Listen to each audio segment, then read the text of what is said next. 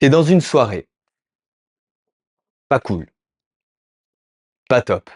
L'ambiance est un peu, tu sais la soirée, tu sens qu'il y a quelque chose qui va mal tourner ou il y a des personnes que tu n'aimes pas forcément, des personnes que tu connais et que tu aimes pas, des personnes que tu les sens pas. Est-ce que tu vas être obligé d'aller parler avec eux? Est-ce que tu vas te passer toute la soirée à discuter avec eux? Peut-être tu le feras ou peut-être tu le feras pas. Tu as ce choix-là. Tu peux te dire: «OK, ben, en fait, non, cette soirée, je me suis trompé, elle était vraiment pas pour moi». C'est pas que c'est une mauvaise soirée, c'est qu'elle était vraiment pas pour moi ou c'est que moi, j'avais pas le bon mood pour pouvoir me lâcher et m'amuser. On est d'accord là-dessus. Tu vas pas être obligé de parler à tout le monde. Tu vas pas être obligé de rester à cette soirée. Et beh, la ronde de capoeira, les jeux de capoeira, c'est exactement la même chose. Alors je sais, c'est quelque chose qui va pas être hyper populaire parce que pour tout le monde dans la capoeira, il faut jouer, il faut jouer, il faut jouer, il faut rentrer dans toutes les rondes, il faut rentrer dans toutes les rondes. C'est pas une opinion que je partage. Moi, j'invite vraiment les gens à jouer dans des endroits où ils se sentent à l'aise, avec des gens avec qui ils vont se sentir à l'aise. Ou au contraire, s'ils aiment l'inconfort un petit peu, cette espèce d'adrénaline qu'on peut avoir, ben justement, aller dans ce genre de ronde-là ou aller dans ce genre de jeu-là. Mais pour moi, rentrer dans une ronde de capoeira, ça doit pas être une obligation, ça doit être un choix ou une envie. Et la même chose, rentrer avec telle ou telle personne, ça doit être un choix, mais pas une obligation. Parce que, quelle autorité je vais avoir sur mon élève pour lui dire: «T'es obligé de jouer dans la ronde». Ça a pas de sens. On est tous des êtres libres.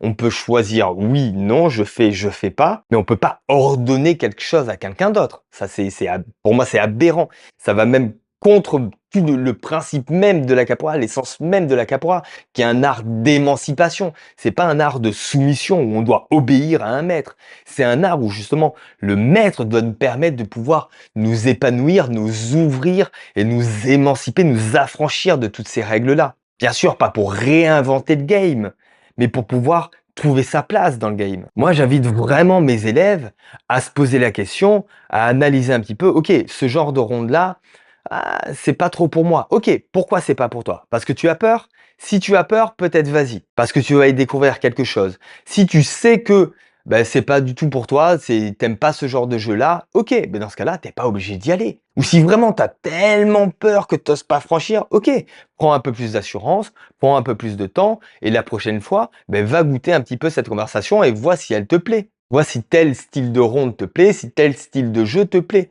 Mais fais d'abord ton expérience et au fur et à mesure, tu vas affiner. Tu vas avoir un meilleur retour et tu vas dire en fait, ça j'aime bien quand la ronde elle est comme ça je préfère quand la ronde elle est comme ça, mais tu es pas obligé de jouer dans une ronde de capoeira. Tu n'es pas obligé de jouer avec telle personne ou telle personne. On va peut-être t'inviter à le faire, mais on a toujours notre libre arbitre de dire oui ou non, tout simplement. Et là-dedans, je sais que personnellement, on m'a forcé au début à rentrer dans les rondes et j'y ai trouvé aucun plaisir. Et encore, même aujourd'hui, il y a plein de rondes dans lesquelles j'arrive pas à rentrer justement parce que j'ai encore beaucoup d'ancrage par rapport à ça.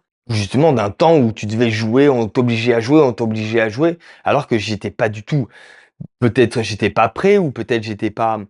Je, je voulais pas tout simplement, mais il y a quelque chose qui craque, c'est fermé. Et aujourd'hui, j'arrive à l'ouvrir. Alors dans certaines rondes où on va me voir jouer de ouf et dans d'autres rondes où je vais perdre tous mes moyens et je vais même pas rentrer, je vais même pas jouer parce que peut-être des fois trop de monde ou peut-être comme l'audio que j'avais fait, le podcast que j'avais fait il y a 2 semaines dans lequel j'expliquais la conversation. À partir du moment où il y a quelqu'un qui va vouloir avoir raison, pour moi, ça me met dans une situation où hop, je serre la main et je préfère même pas aller dans ce genre de jeu-là, où il va avoir de la confrontation, où il va avoir un petit peu cette espèce de compétition à montrer que je suis le meilleur. Ça, je sais que par expérience, c'est pas des jeux que j'apprécie. Je vais plutôt me concentrer sur des jeux où je sais que ça va rigoler, je vais pouvoir tomber de façon tranquille et personne va vouloir profiter de cette situation-là. Mais dis-toi bien que tu n'es pas obligé de rentrer dans toutes les rondes. Et juste cette information-là, en fait, ça enlève un poids. C'est un peu comme quand on est, interrogé dans la classe où, le prof commence à poser une question et on est tous comme ça en train de regarder un petit peu à droite, à gauche. Non, non, ça c'est quand on est obligé, ça crée ce climat-là. Ça crée cette espèce de tension-là dans la ronde. Alors que si on se dit: «OK, je suis pas obligé de jouer. Si je joue, c'est que le moteur à l'intérieur de moi, mon envie, mon désir, eh beh, j'ai envie de l'assouvir, je rentre dans le jeu». Et là, il va voir que des gens qui ont envie de jouer, qui vont jouer dans la ronde.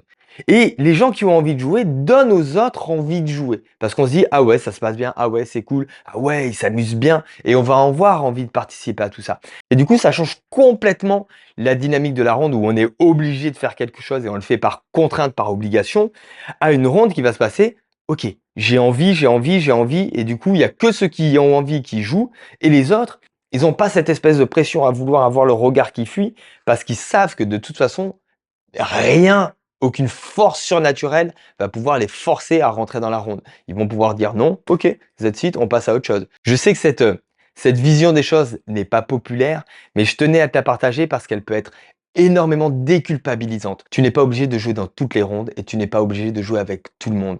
C'est faux. Interroge-toi juste sur les raisons pourquoi tu n'as pas envie de jouer dans cette ronde-là.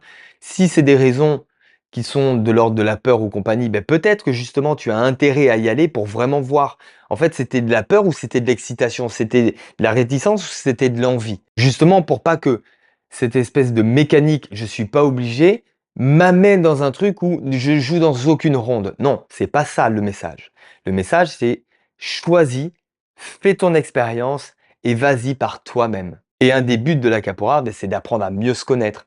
Et quelle meilleure opportunité de se confronter justement à l'inconnu pour dire, en fait, ça c'est cool. En fait, bah non, ça c'est pas cool pour moi. Et si tu as envie d'avoir plus de conseils, plus d'astuces et plus de vision sur la capoeira, peut-être des fois même impopulaire, je t'invite à t'abonner à ma newsletter. Tu retrouves le lien dans la description dans lequel toutes les semaines, je te partage des astuces, du contenu pour pouvoir t'aider à apprendre la capoeira, à mieux pratiquer la capoeira, principalement si tu as plus de 30 ans et que tu as envie de t'entraîner également à domicile, chez toi, où je te donne un max de conseils là-dessus. Donc laisse-moi ton nom et ton adresse mail dans le lien de la description. Je te dis du coup à la prochaine fois dans ma newsletter ou bien tu t'abonnes à la chaîne, tu likes et on se voit la semaine prochaine dans les yeux du mardi.